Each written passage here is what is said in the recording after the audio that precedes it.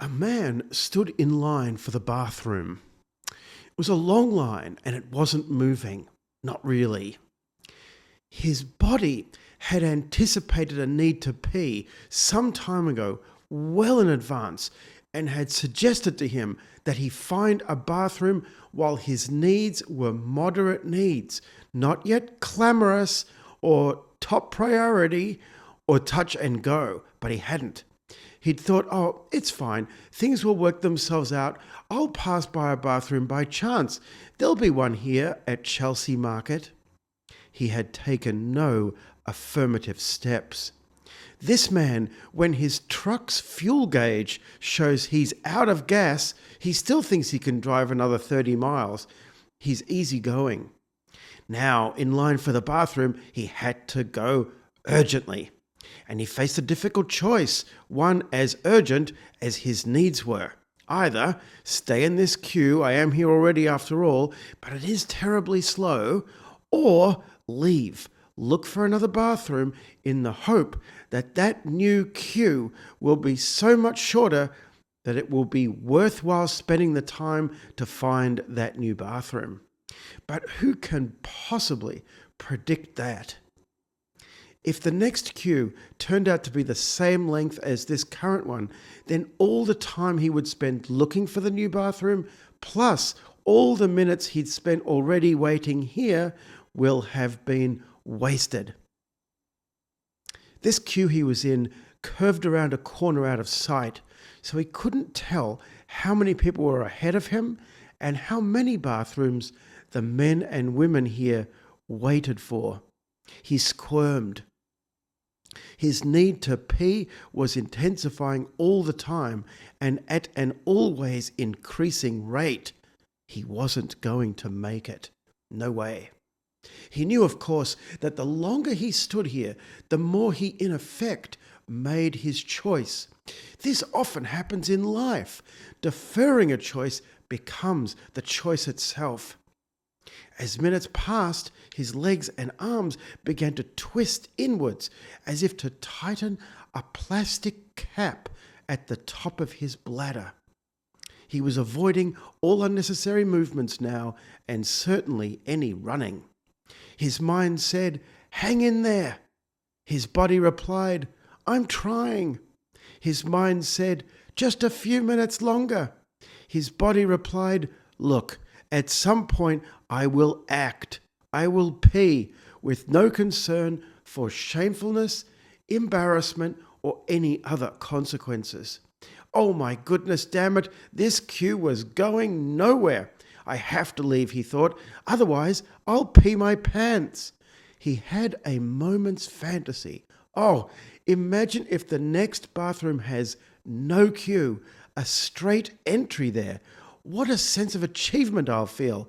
Not merely that I would have avoided calamity, but that I'd have trusted in my instincts and in my daring.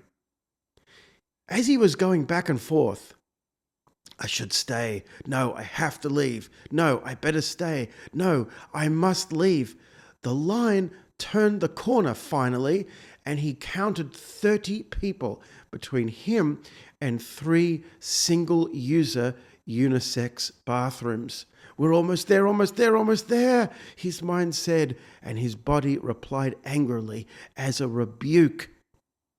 Think of the bladder as a jewelry pouch with a drawstring. It's a sack of some kind, meaning it has its limits. Yes, it is made of soft flesh that can expand, can distend, but only to an extent.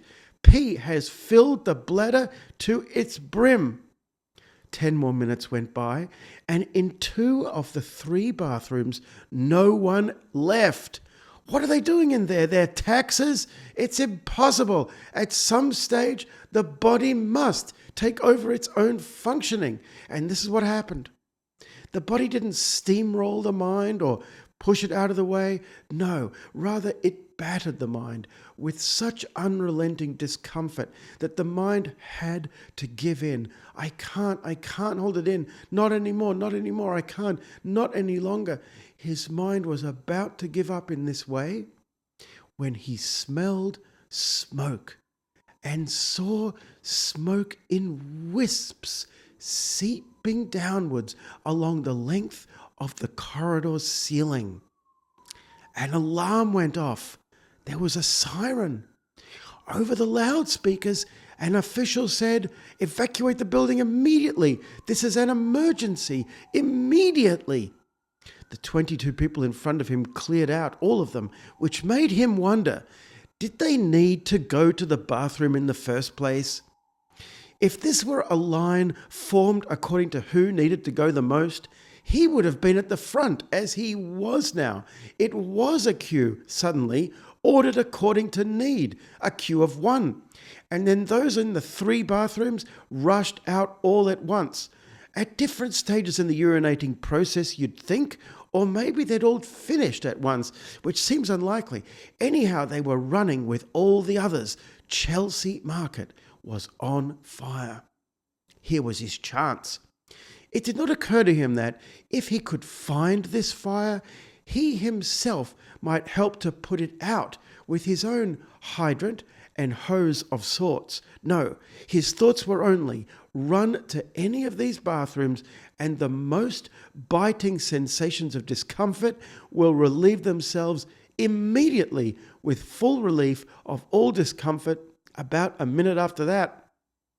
He ran to the middle bathroom, didn't close the door behind him. Oh, yes, thank you. Oh, for a minute this was his same state. Oh, yes, a blissful, as he smelled the smoke more thickly. You see, just as the body signals a need to urinate with only muted indications initially, again, he had disregarded the mere wisps of smoke, and now, as he finished peeing, he turned to see smoke in billows filling the corridor and heading his way.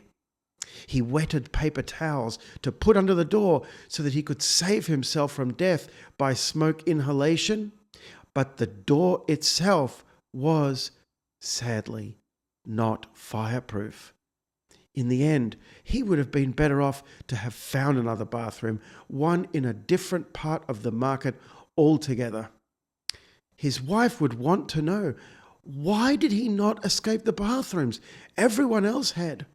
She and their 4 young children would never find this out.